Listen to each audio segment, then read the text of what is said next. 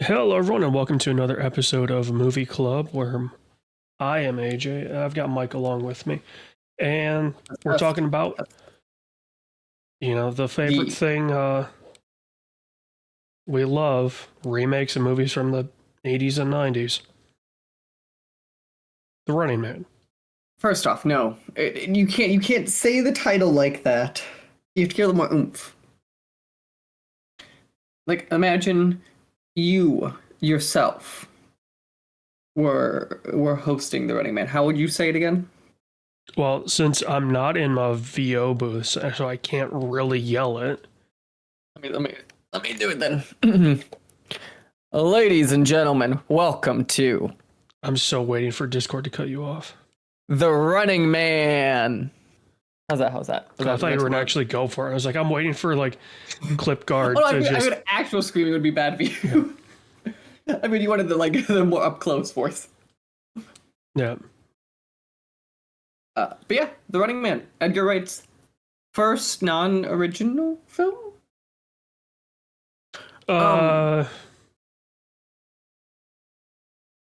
Debatable. But like functionally, this is like that came out. Well, it wasn't. I mean, he worked with the MCU stuff, right? So, I mean, No, but Ant-Man's but like that his Ant-Man is not the thing that came out. that's true. Yeah, like That's what I mean. Like Yeah. like that's what I'm going at. Like, oh, I guess yeah. No, I was saying the things he directed. Yeah, because he didn't direct Avengers 1010. So go Right. Scott Pilgrim. Scott Pilgrim, to be fair. But like he hasn't done like anything quite like that. So it's like a remake, anything of that sorts. I'm gonna say just also some fun facts, I guess, before we get started on what our opinions are. What's interesting is this is the first Running Man credited by Stephen King because the original book was under his pseudonym and the original film. So I thought that was kind of interesting. Also, obviously, I was completely having a stroke when I said that it was Arnold in this film, and I appreciate how very quickly the answer of how Arnold would be in this film was answered with Arnold bucks. new dollars. I will say, like, yeah. for as much shit as it's fun to give, like, corpo culture and, like, the inevitability of these corpo cities, they really got inflation under control.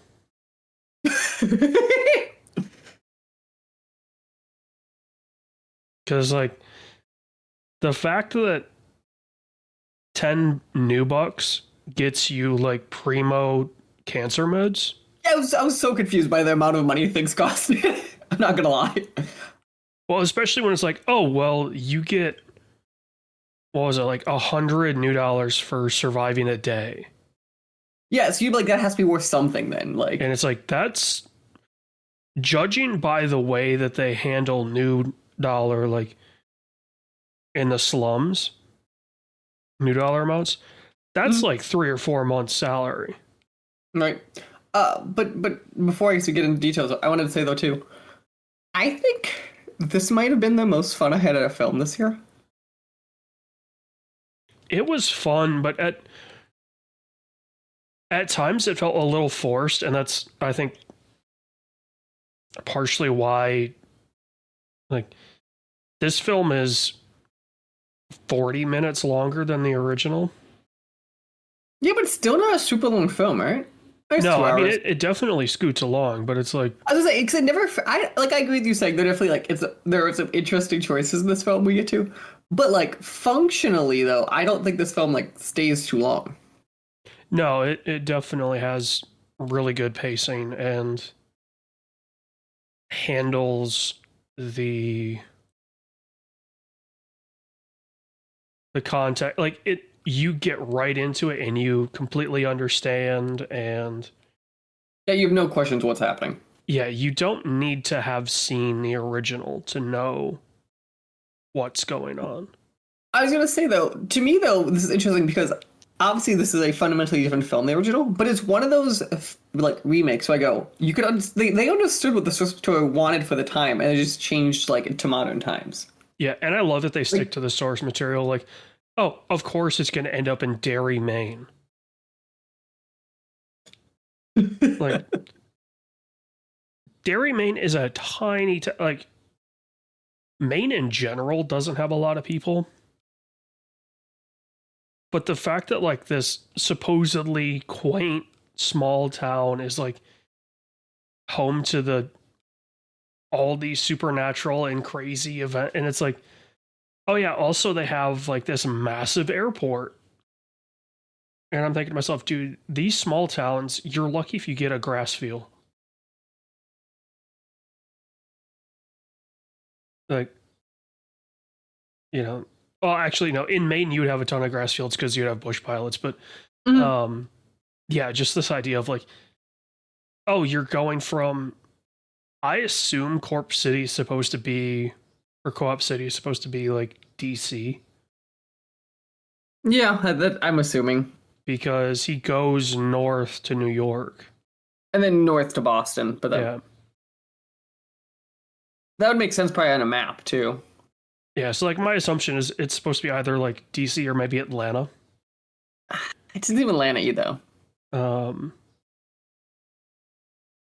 guess maybe and his outfits wouldn't make sense if it was Atlanta, because you think about, like, weather. Yeah. I mean, it gets cold in Atlanta in the winter. But... Sure, but, like, I don't, like, it seemed more like a place that gets more cold.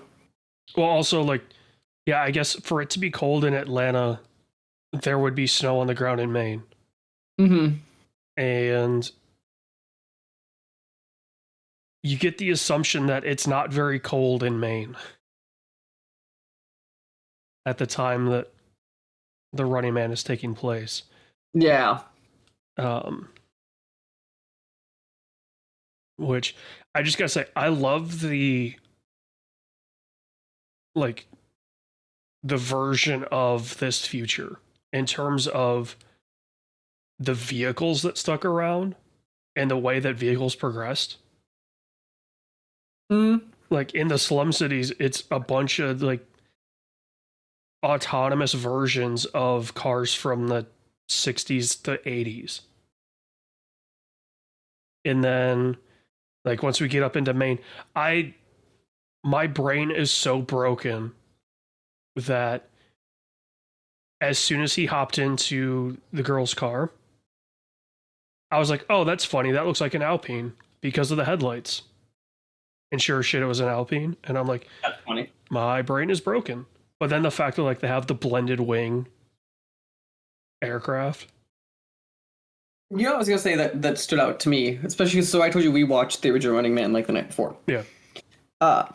It's funny to me, and this is a reflection of the change in America, but it's really funny because you look at sci-fi from, like, the 70s to, like, early 90s, and they, like, pump it extra. I know cities were smoggy, but they extra pump it up. Where, like, even now in this dystopian society, I'm like, there's no pollution anywhere. Well, yeah, because everything went electric. Like, we ran out of it's gas. just funny. But, like, that's a change in society the last, like, 30 years. Because we just assumed it would get, like, we assumed the dystopian was the pollution would get worse over time. Yeah. Yeah, sci-fi. Well, now we don't assume that. You know, sci-fi of the late 70s, a la Star Wars, was what if this society was 1,000 years in the future? Mm-hmm. Whereas modern adaptations of that source material, it's like, well, no, the progress that we made, we would continue down this because we know the oil reserves are going to run out in, like, 40 years. So everything is going to be going electric. So the smog from vehicles is fairly non-existent.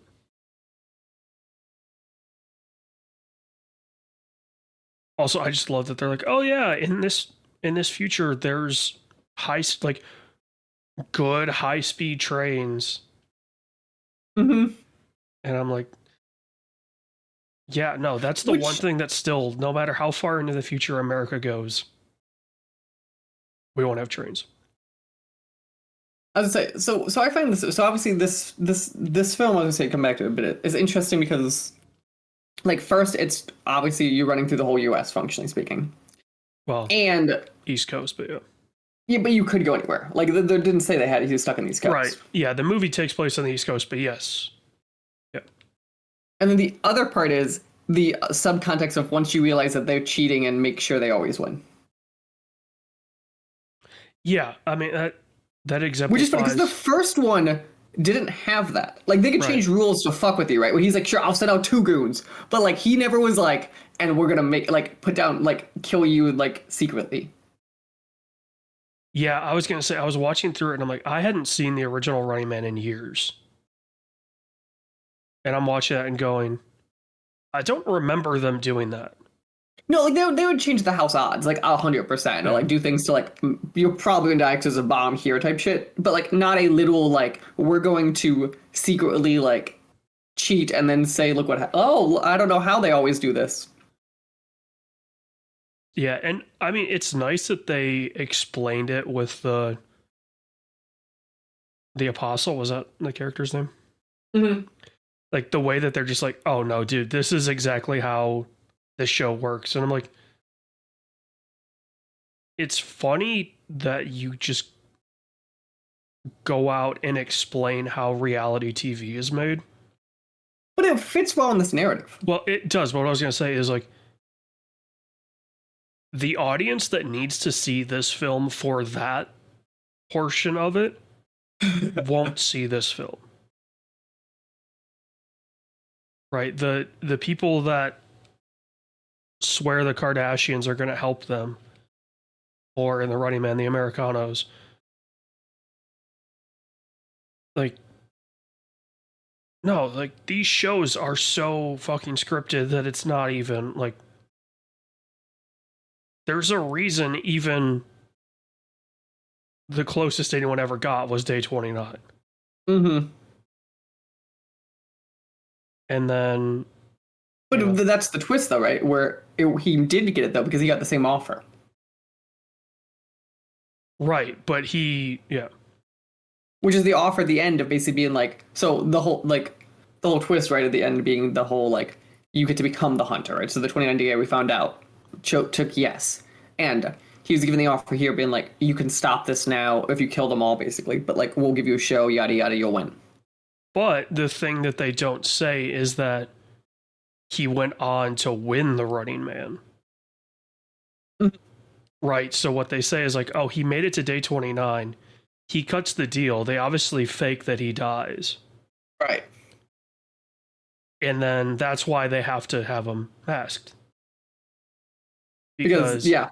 People would notice that, hey, no, this is the guy from season 1. Like, But it's funny because he must have realized that because he told him to take his mask off.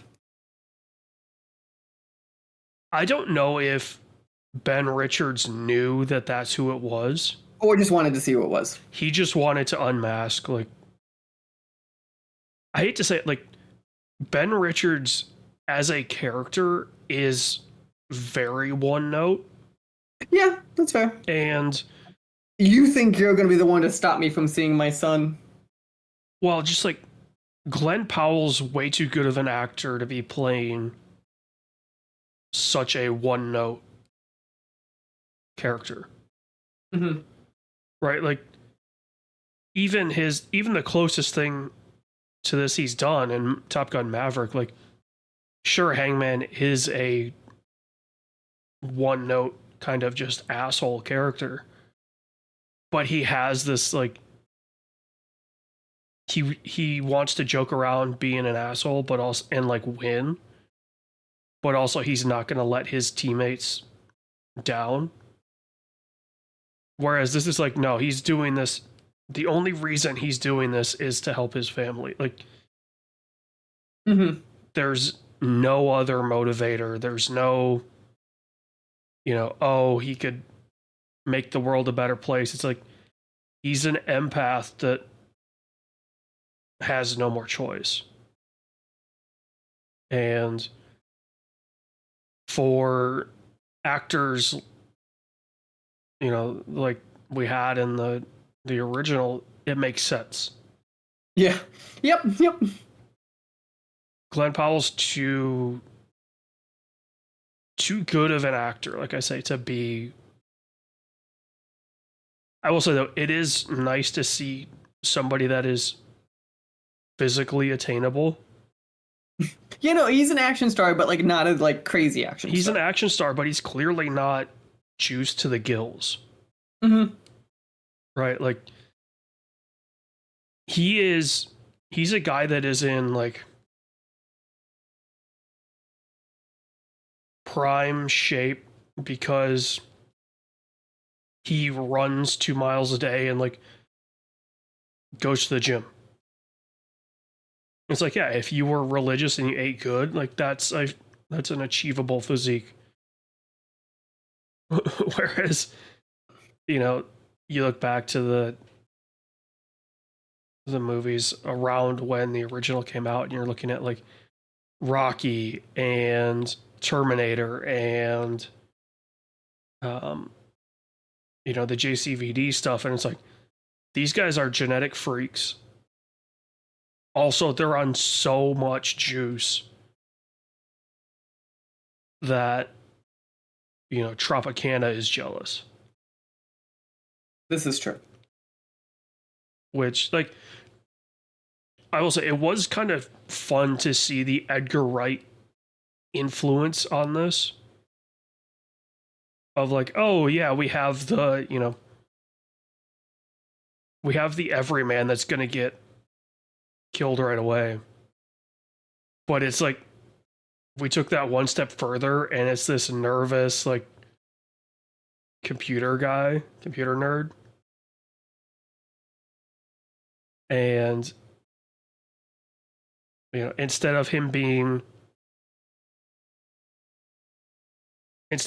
too confident in himself, like, you know, in previous. I loved the they just don't understand the rules commentary. Yeah. Like it's always a girl. I thought for sure that God, what was the character's name? The second one, the female. I thought for sure they were gonna twist it and have her go the distance. Like, yeah, I could have seen that, but like I figured he didn't die. That was the problem. Yeah, well, like with the way of, oh, you know, she got away, and I thought to myself, okay, are they? Did Edgar Wright? Laughlin, that's right. Did Edgar Wright just MGS to us?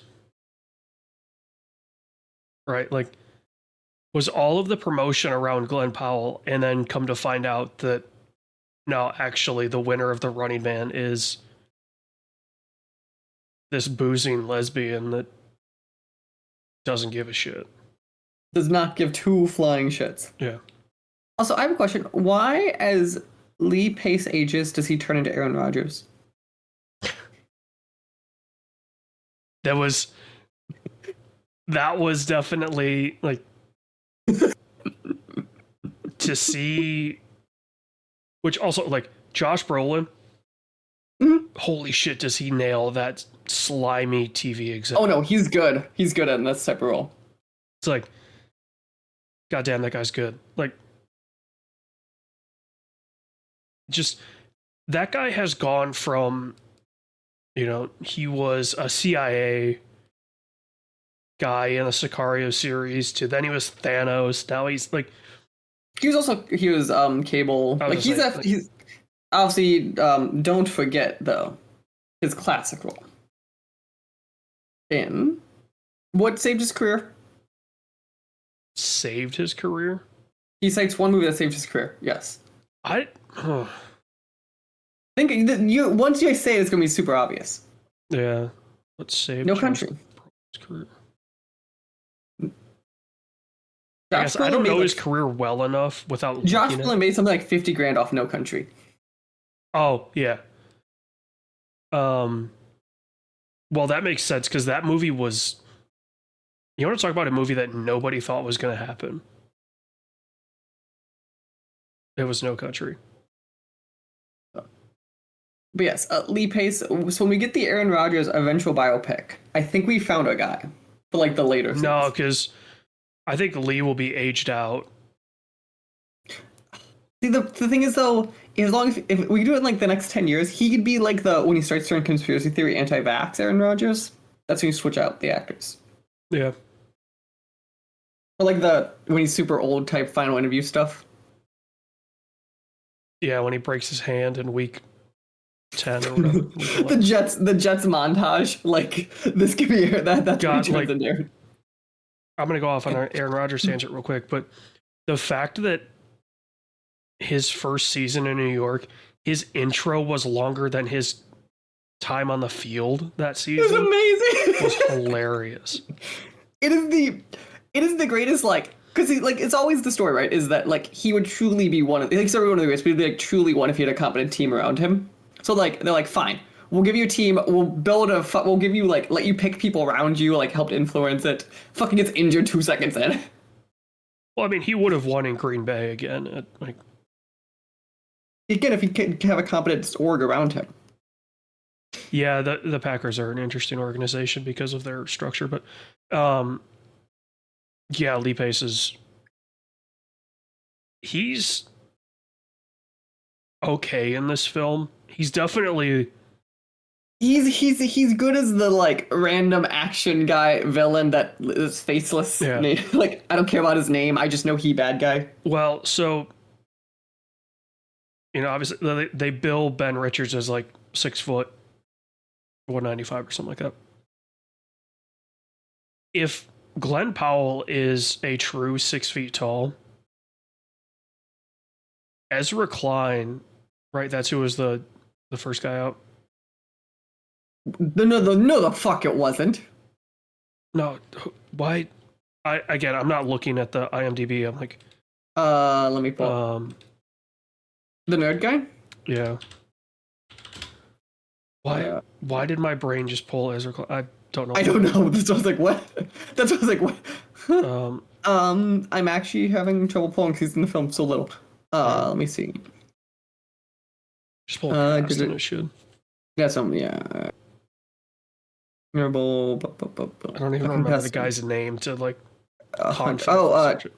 Martin Hurl. Right. Yeah. He's in a bunch of stuff. He's a writer on SNL. Yeah. He was a writer on SNL. I don't know why my brain is like, oh yeah, Ezra Klein. I was like, oh, no, the fuck? If that was Ezra Klein, though, that actually would have been amazing. Now that you say that.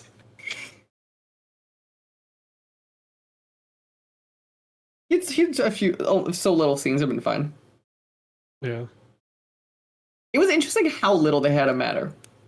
Like either contestant mattered. I thought for sure like they'd meet back up or something. I didn't expect them to like not fucking matter in the slightest. That's why I was like, oh, Daniel Ezra. That's why Ezra was in my. I was like, I remember seeing the name Ezra on the screen for credits, and it's Daniel Ezra. That's how broken my brain is. Well, didn't you think so too? That you'd expect to see more? Well, Tim Jansky. Mm-hmm. That's him. Well, what I was gonna say is like, if Glenn is supposed to be 6 feet tall, he's got to be 6'2", 6'3", because there is a clear height difference between the two of them. Mm-hmm. Right, he's in Happy Gilmore too. I'm like, I know I've seen him in something recently.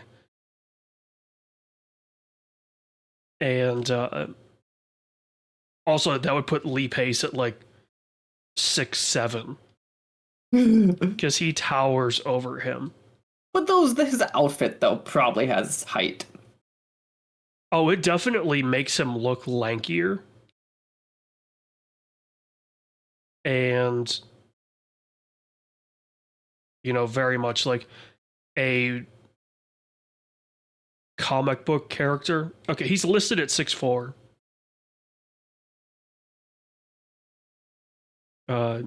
Lee Pace is. So I could easily see that. Like it is a noticeable difference. Yeah, they built Glenn Powell at 6 foot, which okay, but Yeah, sure. it's Hollywood. Yeah, having that kind of skin tight costume definitely makes McCone look taller. But I just loved how they're like, oh, he's got the the Arctic mask, Mhm. which I saw that and I just thought, okay, so people now have the Riddler and McCone to do for Halloween because they only need to buy one costume. Right? They need a beret for McCone and glasses. That's it. But I just love that they had the stitched out holes for his aviators. Mhm. And I was like, I know those exist.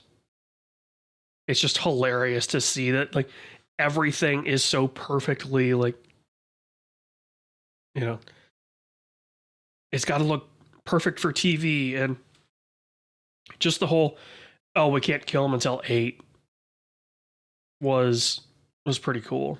That was a beautiful showbiz thing of being like, Yeah. you think I'd let you kill him? Yeah, it definitely added to that, like, dude, media controls everything feel. And to be brutally honest, like, if a show like this were to ever happen, that's exactly how stuff would happen. Right? Like, the action wouldn't happen until they were live. Yeah, because you gotta think about it. Like even before, like mystically, all of the executions happen live.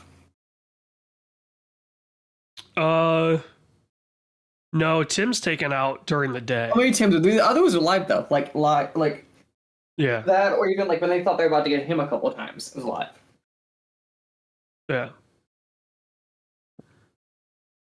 Like So- the escape from the hotel with something who was homeless, I thought was a really clever. Like, wait a second, that's him. Yeah, well, and also I'm like, okay, was that the dude the entire time? I think it was. I think what it was saying is like he just subtly seemed homeless. That way, it was more likely that he was going to peek his head out because he thought he was around there. Well, no, I'm saying like that's the guy that he switched hats with. No. Yeah, Yep, that's the same guy. the guy, the hunter, that's playing the homeless guy. No, it's the same guy. It's supposed to be the same guy, I should say, because he calls him out by name. I thought he was just calling him something. Well, he gives him a name, but like he clearly, it's very clear that like he's got the boonie cap on now that Ben Richards had. Right. So it's like, okay, so when he does this hat swap, is that one of the hunters? It's not the dude. It's not the blonde dude that smokes a cigarette like a word I can't use anymore. Well, actually, I was gonna say smokes his thing I can't say anymore, like a thing I can't say anymore.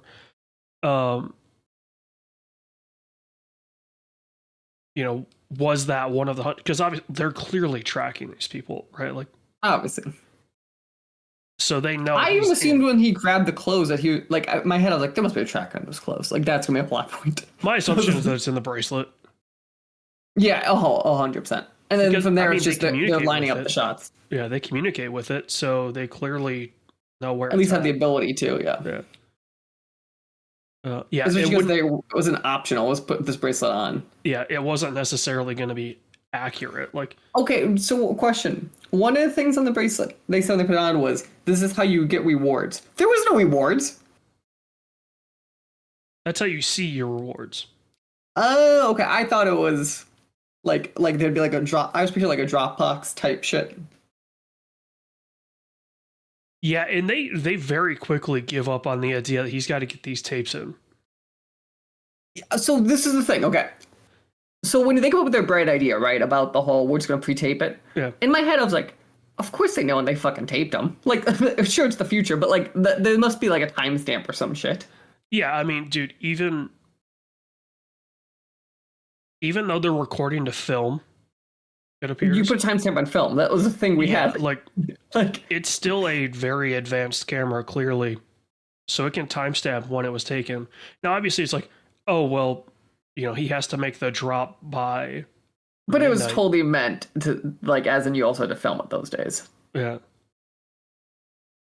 They give up on that so fast. Mm-hmm. Because they clearly state, like, if you stop sending in tapes, You will still be hunted, but you'll lose all your money. you no longer are eligible for rewards. He takes a train, like, into Maine, and he sleeps through the night, and he sleeps through the night in that house, too. Mm-hmm. That was a very confusing chain of events, by the way, the way they filmed that. And it's like, okay, so he no longer is earning any money. I wish, by the way, they did something to explain how he knew they were gonna go in that house and hunt him. Because the way the transition was, it was Yeah, because they mentioned him the waking up DNA and then sniffers. cut out. But the way then do something to remind him or like have it in his bag, like in the like it felt like a weird like it was he wakes up, cut to the outside, they're about to go in, and it's rigged. He's gone. Yeah. Yeah,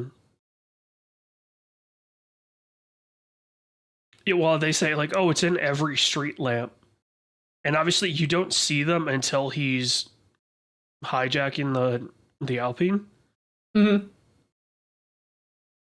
But like he walks by a few streetlights in that neighborhood. Mm-hmm. No, I don't doubt. It's just more of a like. I wish this is one of those like. It felt weird to just, but like especially like his getaway, especially because it didn't feel like time passed in that transition. Yeah. Yeah, they did a very good job of playing with audience expectations. Mm-hmm. Because you don't ever quite know, like how long we're talking between things. Yeah, especially like that sequence in particular, right? Like he walks in, and I'm like, okay, this is clearly a dream sequence. But at what point did the dream sequence start? Yes. Yeah, like obviously this is not real, but like, is he still about to wait sleeping for them in at the the door? pool? Is he? Obviously, he ends up in the house at some point. Yeah. Michael Cera's character was good. And that wasn't a fun sequence, at least, of him being fucking crazy. He's like, we're not leaving the house. Yeah. Also, by the way, I know we keep referring to, like, you're saying this Glenn Powell reminded you of Top Gun Maverick. This Glenn Powell reminded me of Hitman.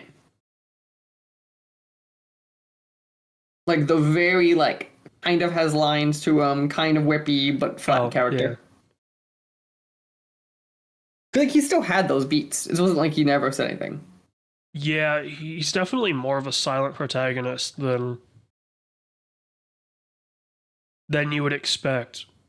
That being said, it is a Stephen King project, and it's not a hallmark, but it's definitely a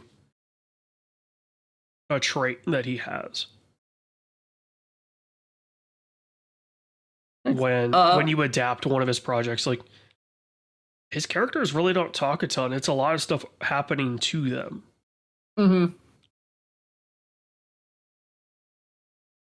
But yeah, and like the whole, I thought for a fleeting second, I thought, oh, well, he's going to find the bunker in one of these houses.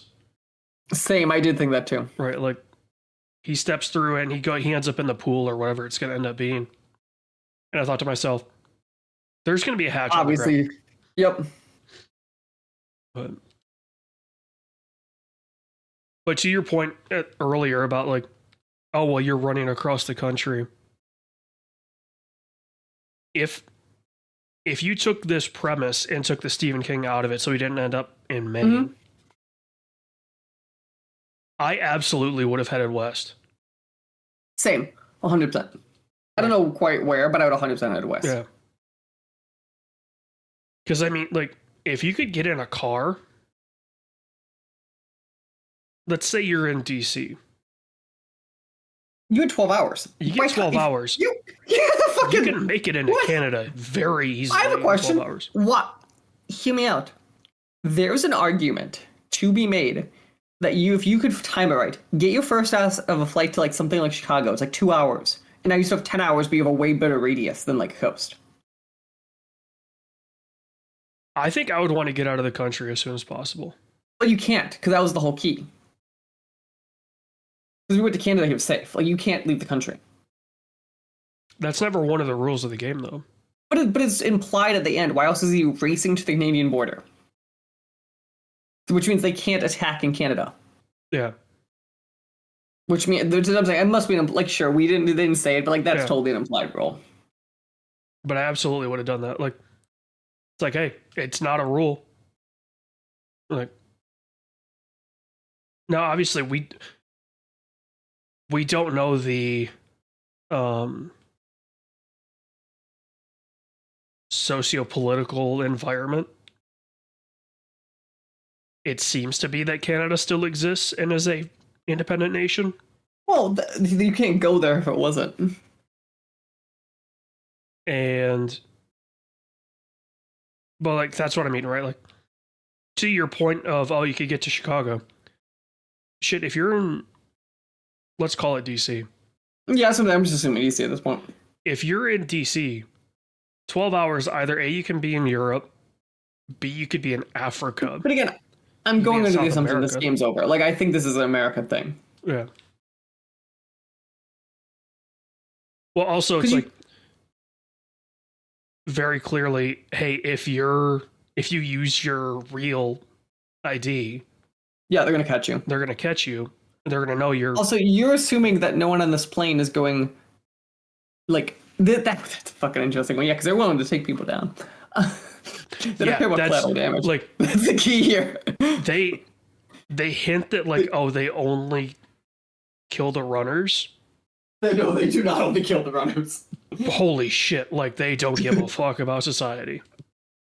Like I am actually shocked by the like. Sure, it's like I was like, holy shit. Well, like okay, the apartment building in Boston blown up. Mm-hmm. That's like your first hint that dude, the hunters, they have one job. Hunt. And zero consequence. Mm-hmm. And then obviously like when they're showing when the apostles going through the highlights and being like this dude got gunned down at a Starbucks, like, he gets out the front door and they gun him down, and it's clear that like they're killing civilians while they're doing this. But then the chase with the trucks and them just like yeeting civvies out of the way. Yeah. I was like, obviously you're going to hate the network no matter what. You're supposed to, at least. Right. You didn't need to show them murdering civilians. Like, we saw what happened in Boston. That's enough. Like, if that's what you want your revolution to be based on, that is 100% enough.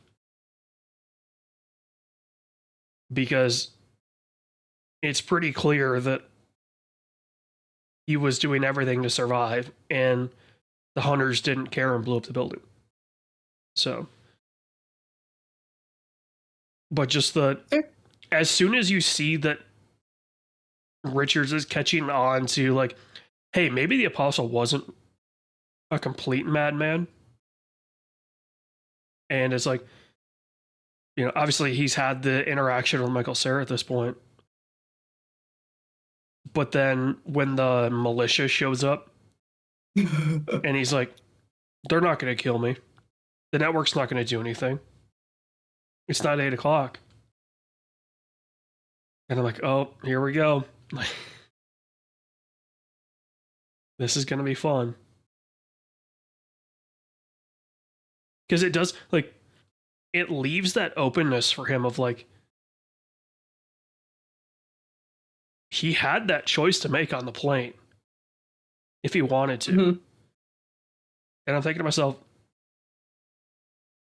that is a very interesting premise of like, what would the network have done if Richards kills McCone like 7:59 and 59 seconds? I assume cut the footage. Like, they get fake footage though. Right, like they can You do can fake stuff. pretend it's live. Think about it, they have the drones and stuff. They're recording always in that Yeah. thing. They get fake shot. Like, oh yes, he really shot him, but at 30 seconds ago. But just to like, the whole the contract is like, wait for your cue and kill him. Like if they had done it beforehand, which let's be real, right? Like if this situation were real, you put somebody in that position, they're not waiting until 8 o'clock to kill the dude. Right? Like, yeah, but there's other people on that plane who could kill them. So you remember he has to kill everyone else too. But he has killed everyone up to that point. Yeah, but also don't discount I guess the other part too is at this point the plane is on autopilot that they can control remotely. So like that is the thing of do you want to live? Remember, we only like actually this is a good example. I liked how early on they showed he really knew that plane. Yeah. So that's how we knew like the escape pod, all that stuff. We're like that's why in theory he didn't know the average person would be controlled. We don't know, but what the all it is it just showed that he knew the plane. Yeah, it's like they show the trivia question. So he knows, hey, like I've cleared 4 of the lavatories. And it's There's that still 2 model. more.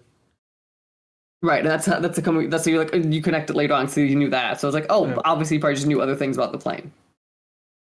Potentially, yeah. But yeah, the way that like it delays the door opening, I thought to myself, okay, like this is gonna be a bad guys win movie. We kind of need more of those. Like, we need the bad guys to win every now and then because I hate to say it, but one of the most unrealistic things about movies, among the plethora of things that they get wrong, is it's always like, it's almost always a happy ending. Mm-hmm. Like, think of a film like No Country. Right, like that film, Hell or High Water is a great example. There Will Be Blood is a great example of like we need the bad guys to win every now and then. Because otherwise, like why go see a film in theaters if you know, oh, this thing's gonna be a franchise, so clearly he's gonna be fine. Make the bad guy win every now and then. Subvert expectations. That's how you get people talking. That's how you get people being like, dude, you gotta see this. This is insane. Like, sometimes the bad guys need to win. And on that note, we want to thank you for joining us this episode, Movie Club. Go let us know what you thought. Obviously, you haven't seen it. Please just listen to us. Go check it out. Yeah, I thought it was fun because we like heavily spoiled a lot of that film. I thought it was a very fun film. Yeah, I'm hoping that it makes its money back, or at least gets enough that, like, this was good. For especially these remakes of like older films, I think it was very good. Admittedly, like I didn't pay attention to the rating because I don't need to at this point. The movie finishes like the row in front of me, or maybe 2 rows in front of me. I see like 3 or 4 kids, like maybe 10. And I'm going, oh boy. Like obviously it's not anything that they haven't seen or heard before. But it's still very funny of like, I mean, you do you. Right? You do you? Like, you're the parents that have to deal with it. But, yeah. Go see it. It's in theaters everywhere. It's... Early reports are that it didn't open very strong. Mm-hmm. Admittedly, I don't know the budget for it. It was like 100, maybe like that. Okay. 110. So, I mean, they could still make their money, but It'll be close, yeah. yeah, it'll be. That would be like one of those with VODs, or like hopefully they get like what's not horrendous loss. Yeah, and I mean, honestly, I think the success of this film comes down to how quickly do they get it on Prime, Mm-hmm. so or on Amazon, so people can buy it. No, this is one of those films that I think could have a decent tail. Like it's a good film. Yeah, because I could totally see families being like, "Oh, you know, we're together for the holidays, and it's after Christmas. Like, we're all still hanging out. Hey, you want to watch that new Running Man?" Like, I could totally see that. So, yeah, go support your local theaters. This film doesn't need to be seen on the biggest screen possible, Mm-mm. Just the screen. nor Dolby. Like, I really didn't get a Better experience for it. better experience or notice anything that was like, man, that was awesome because I'm in Dolby. So, yeah. Yeah, makes sense. Well, we will see everyone next time. Bye now.